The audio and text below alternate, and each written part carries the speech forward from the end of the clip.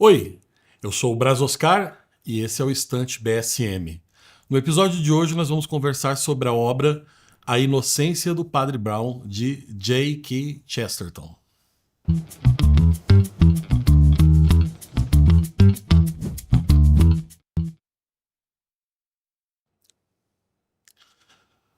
A Inocência do Padre Brown é, de longe, o melhor livro para a gente começar a conhecer esse personagem maravilhoso, esse personagem, digamos, improvável que o Chesterton nos deu.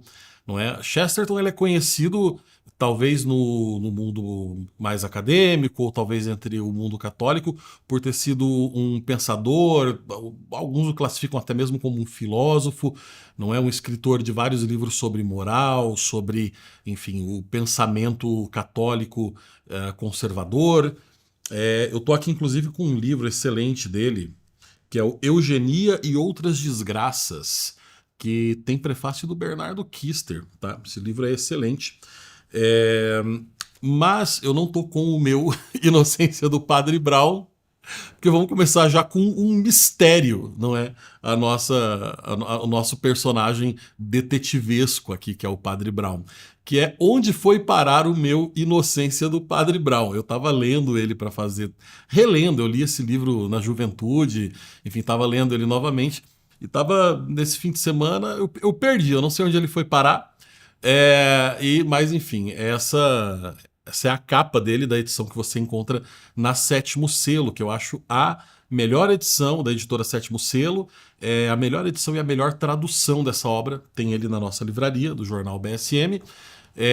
Tem a promoção, você pode comprar só o Inocência do Padre Brown, e na nossa livraria você vai encontrar também um combo com os 3 livros: A Inocência do Padre Brown, A Sabedoria do Padre Brown, e eu esqueci o nome do terceiro do combo, é uma trilogia que reúne todos os contos. Isso é importante a gente começar a salientar aqui. As obras que contam a história desse personagem, do Padre Brown, que a gente já vai falar mais sobre ele, não são exatamente, não são romances. Ou seja, a Inocência do Padre Brown não se trata de um romance, o que facilita muito a leitura dele pelos mais jovens. Porque ele é um livro de contos. Na verdade, a Inocência do Padre Brown abre com um conto chamado A Cruz Azul, The Blue Cross, no título original, não é?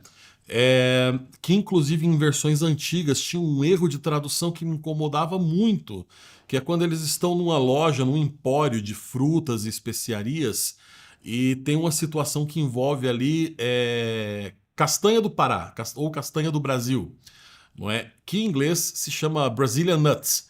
E o tradutor, infelizmente, né, traduziu como nozes brasileiras ou nozes do Brasil, uma coisa assim. Sendo que essa palavra inexiste em português, né? Para nós que somos brasileiros, nozes do Brasil, enfim, é algo muito genérico, pode significar qualquer noz plantada no Brasil, né? Mas o termo em inglês equivale àquilo que nós chamamos no Brasil de castanha do Pará ou castanha do Brasil.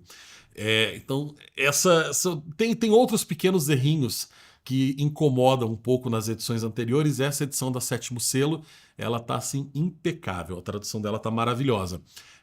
Lembrando, tá? Vale lembrar que no né, eu tô aqui, deixa eu dar uma olhada aqui na versão do Brasil Sem Medo, na livraria do Brasil Sem Medo, o combo tem 37% de desconto, o livro solo também tá com desconto, então vocês podem entrar lá, né, livrariabsm.com.br, mas se você é assinante do Brasil Sem Medo, além desse desconto você tem mais 10% de desconto cumulativo com a promoção que a gente está fazendo para divulgar.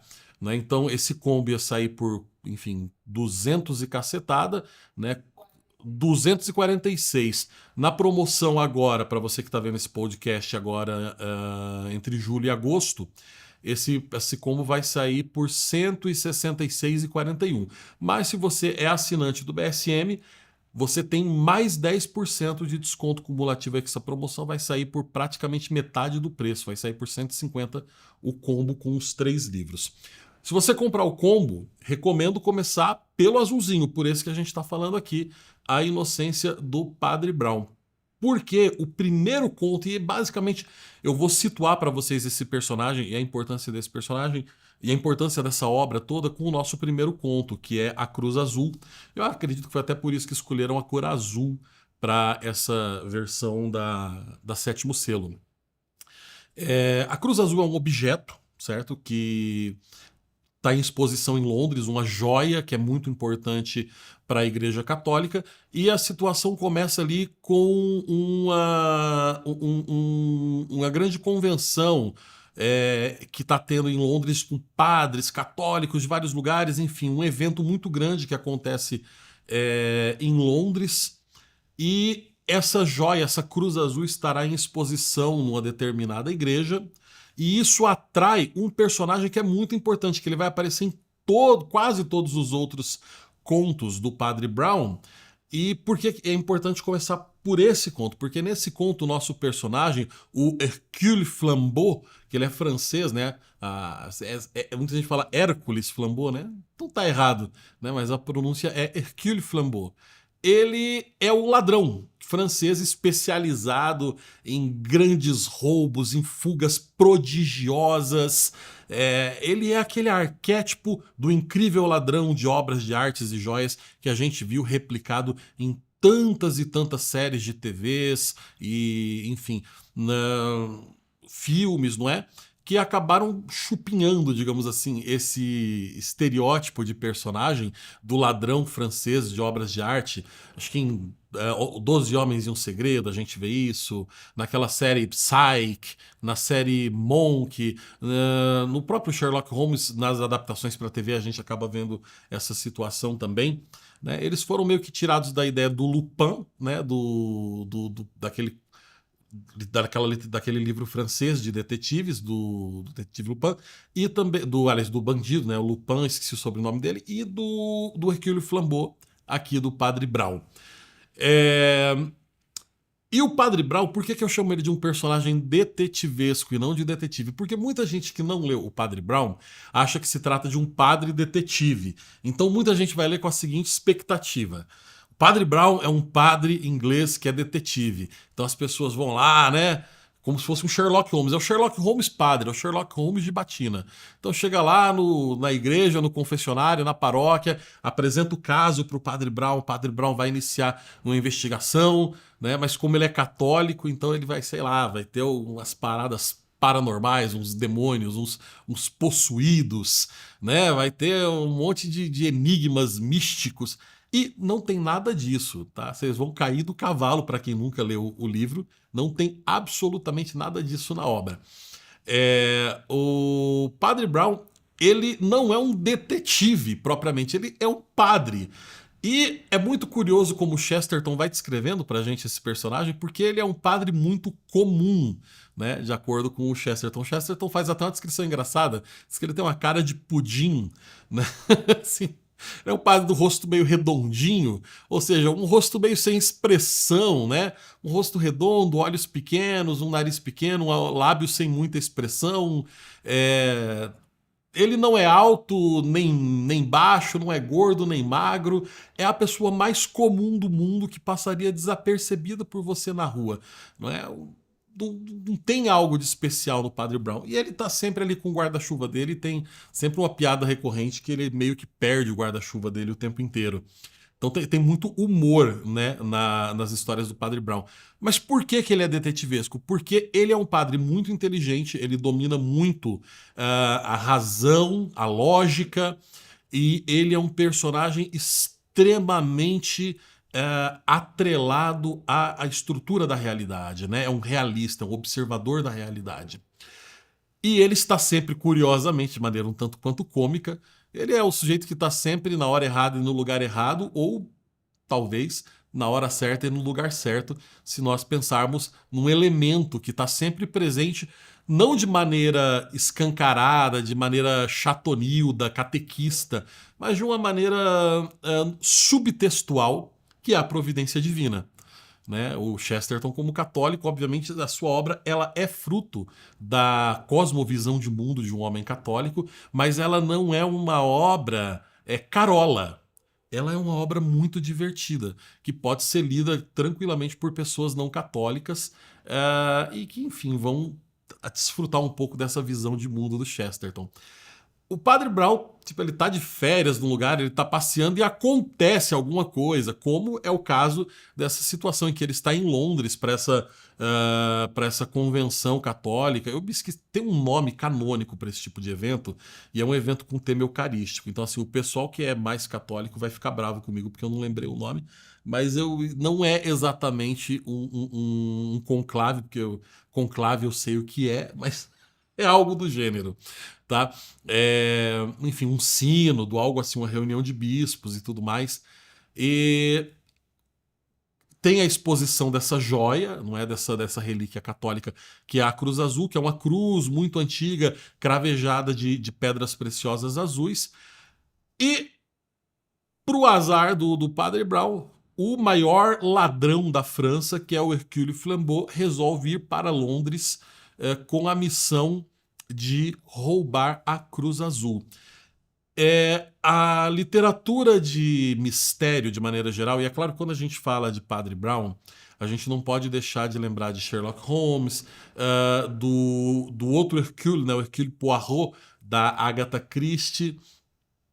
A gente, enfim, sempre vai lembrar desses grandes personagens de detetives, de livros de mistérios. E todos eles quase sempre têm essa característica de serem contos, não é? Serem contos. Ah, que é uma leitura rápida. A diferença geralmente do conto para a novela é que o conto ele tá ali num intervalo de tempo um pouco mais espremidinho e não existe tanto desenvolvimento da trama, né? Uma novela já se desenvolve um pouco mais da trama, ela já pode, né, abarcar um intervalo de tempo um pouco maior, diferente do romance, que vai ter subtramas, né, que pode trabalhar ali com um desenrolar do tempo, um intervalo temporal muito maior. E os contos do Padre Brown, então, também são literalmente essa leitura ligeira. É uma obra que a gente tem um respeito muito grande por ser uma obra do Chesterton, então, obviamente, a obra é rica, a obra serve para todo mundo vai aprender, mas é uma obra que o Chesterton escreveu, obviamente, pensando no público mais jovem, tá? Então, assim, você tem que ter em mente, né, que não é uma obra do Chesterton como Eugenia e Outras Desgraças. É uma obra do Chesterton para o público infanto-juvenil. É uma obra para leitores de 12, 13, 14 anos lerem tranquilamente, mas é óbvio que a gente que é marmanjo barbado também adora esse tipo de literatura porque ela é bem feita e é o que acaba fazendo dela clássica e atemporal. Uma característica, como eu dizia, desses livros de mistério é que o, o autor ele tá o tempo inteiro numa brincadeira de gato e rato com o leitor, não é? O narrador, autor seja quem for o narrador do livro de mistério, ele vai estar sempre ali com a voz do narrador na cabeça, do autor, né? Fazendo se passar por aquele narrador, e ele sabe de alguma coisa que a gente não sabe. Então é como se o escritor, como se o texto tentasse nos enganar o tempo inteiro, tentasse nos levar ali para uma série de situações que fizéssemos pensar que o rumo da história seria aquele. E é claro, como todo bom livro de mistério, ele vai ter ali no final, próximo final, um plot twist, né? Aquela mudança incrível no final que você se surpreende, né? É o grande desvendar do mistério.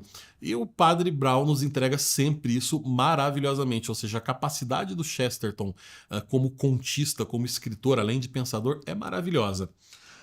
E nesse primeiro conto, eu acho importante começar a entender as aventuras do Padre Brown pela Cruz Azul, porque a história começa a ser contada não pelo ponto de vista do Padre Brown, logo de início.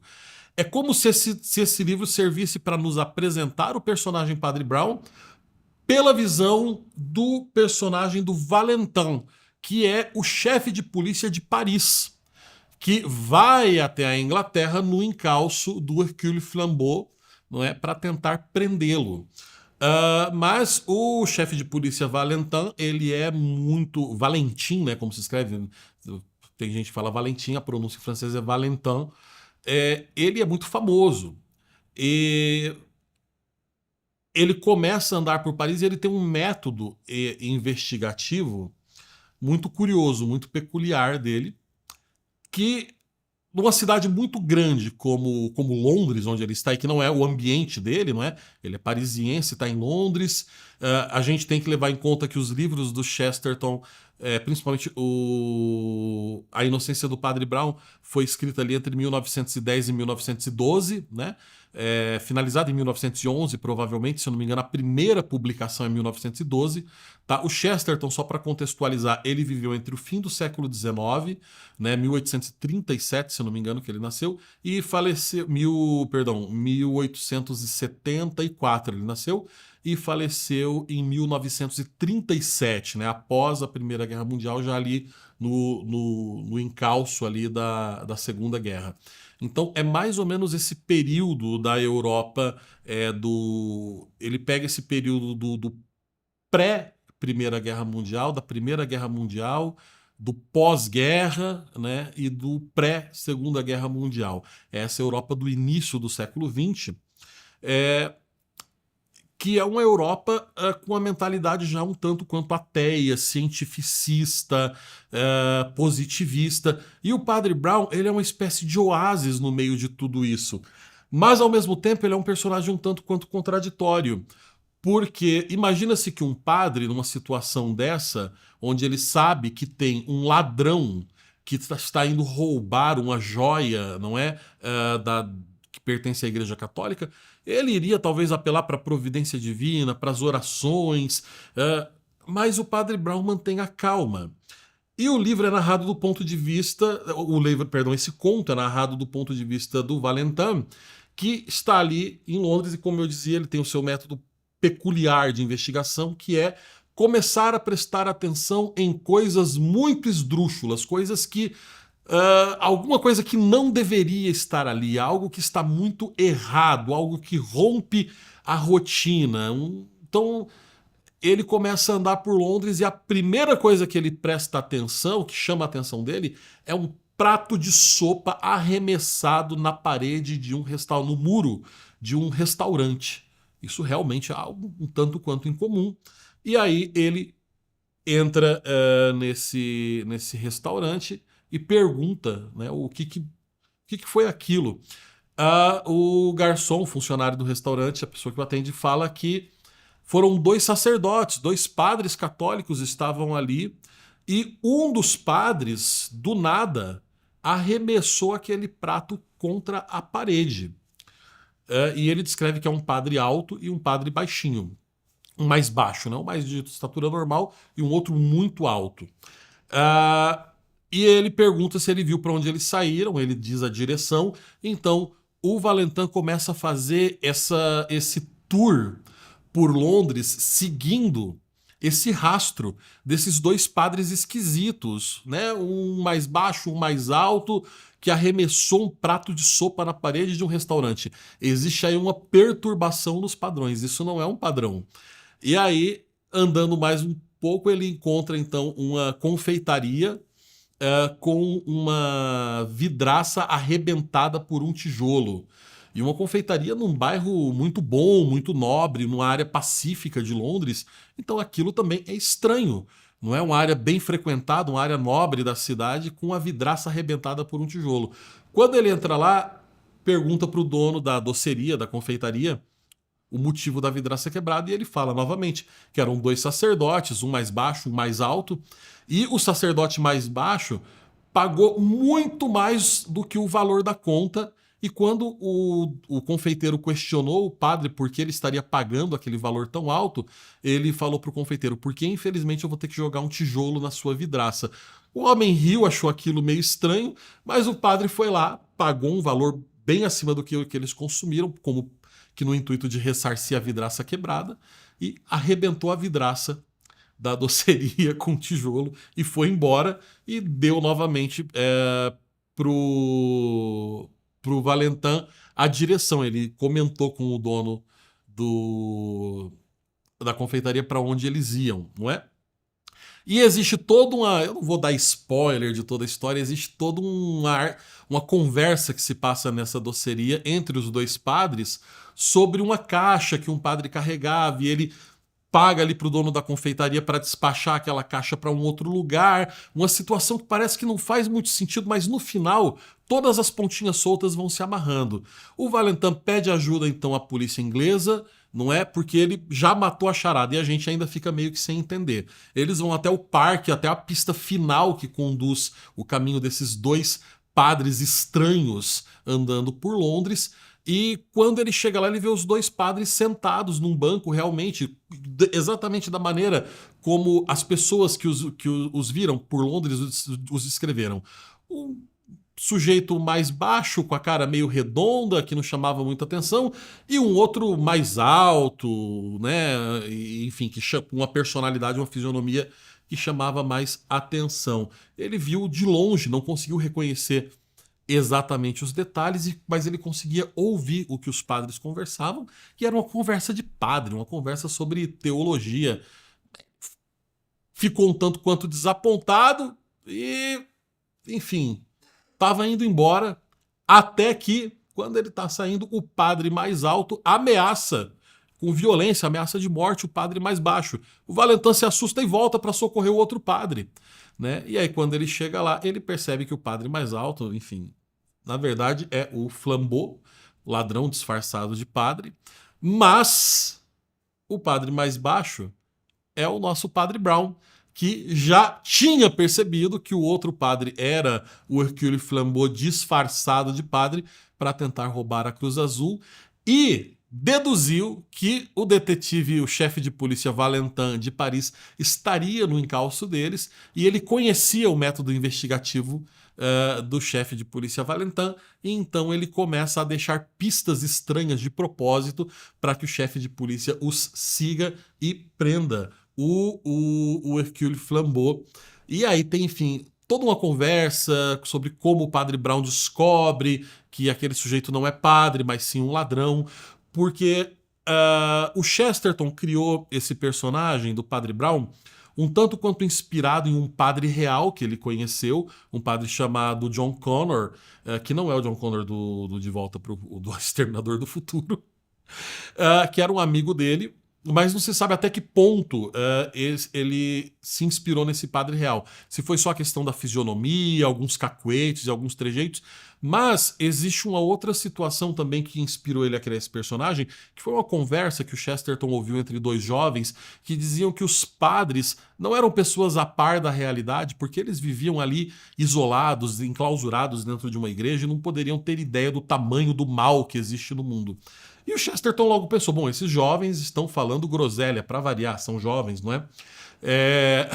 E aí ele pensou, os padres obviamente têm noção, dimensão do mal do mundo, porque eles escutam as confissões, escutam todas as maldades, conhecem tudo aquilo que há de mais podre no coração do ser humano.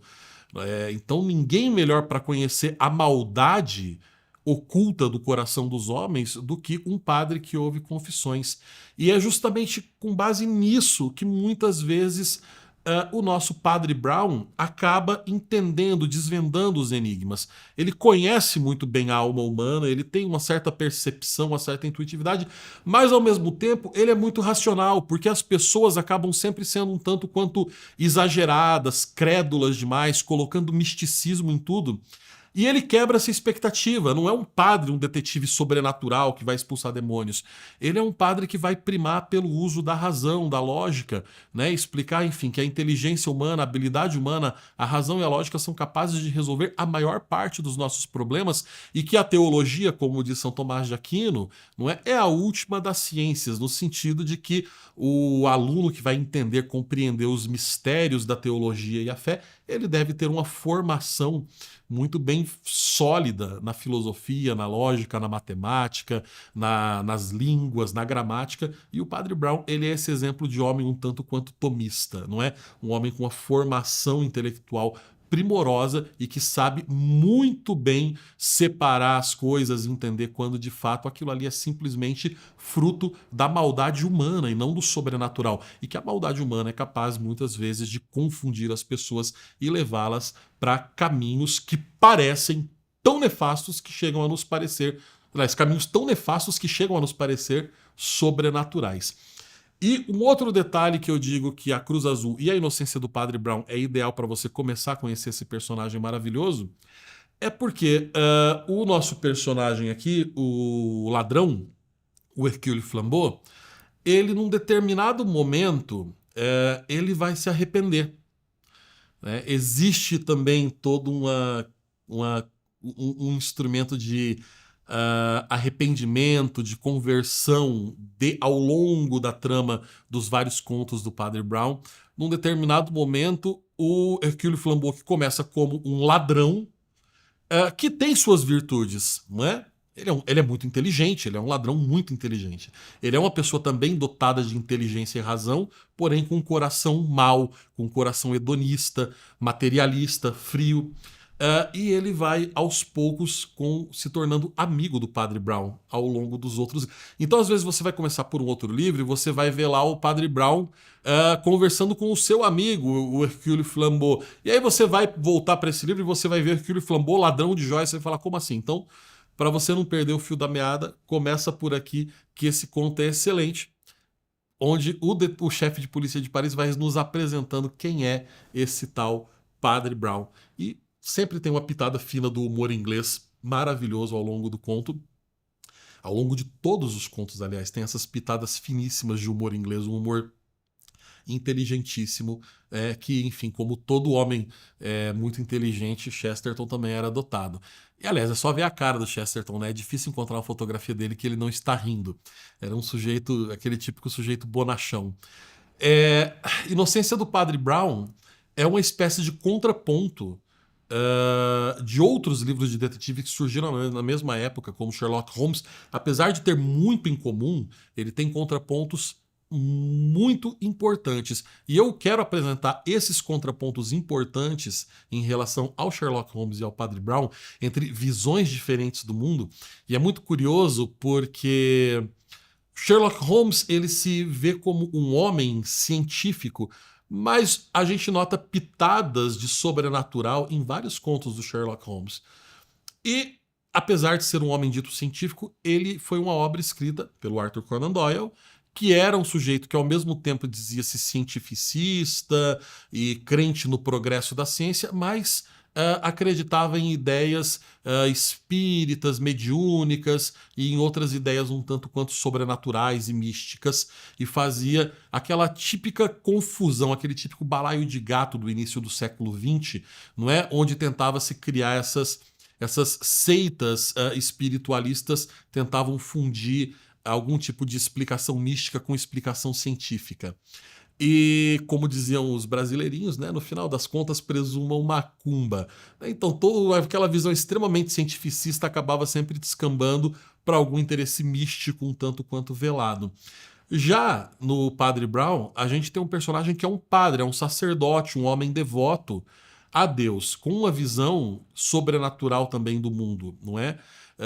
Com uma visão de um elemento divino, uma inteligência divina, construtora das coisas, mas que não acredita que tudo que acontece no mundo é fruto do sobrenatural. Que curiosamente vai nos mostrando e nos conduzindo aos poucos e nos explicando que a razão e a inteligência humana é a resposta para muitas coisas, para muitos dos problemas que nós tendemos a terceirizar para o sobrenatural por uma certa preguiça. Né? E uma obra escrita pelo Chesterton, que era um homem católico. Tem mais contrapontos que a gente pode fazer, e eu vou deixar para fazer alguns desses outros contrapontos no próximo Estante BSM que eu vou fazer, que vai ser exatamente sobre o Sherlock Holmes. Como vocês podem perceber, eu gosto muito desses livros de mistério. Muita gente vai falar que é uma literatura mais leve. É uma leitura mais leve, é uma leitura mais juvenil, mas também é uma literatura muito boa, muito divertida e excelente para você presentear jovens leitores, não é? Tanto Sherlock Holmes, óbvio, esses detalhes que eu falei do Sherlock Holmes não maculam em nada, não é? A qualidade da obra. E, enfim, O Padre Brown também, né, não é obviamente uma leitura carola e chata por conta desses detalhes que eu disse. Ele é uma leitura divertidíssima e é uma ótima porta de entrada para conhecer o Chesterton para os novos leitores, que eu espero que depois tenham contato com as obras mais profundas desse grande escritor, desse grande pensador do século XX, né, esse sujeito que é realmente um baluarte da mentalidade cristã e uma joia, uma verdadeira joia, uma verdadeira cruz azul do legado católico pro mundo. Esse foi o Estante BSM de hoje. Espero que vocês tenham gostado. Espero que vocês leiam e comprem o livro e principalmente que vocês assinem o BSM para manter esse programa aqui no ar. É um programa que é aberto a não assinantes e é bancado pelos assinantes do BSM. Entrem na nossa livraria, adquiram esse clássico, os que estão em promoção e, tornando-se assinante, você desfruta de mais 10% de desconto cumulativo, independente do quanto de desconto já tem lá nas promoções. Muito obrigado e até a próxima. Tchau, tchau.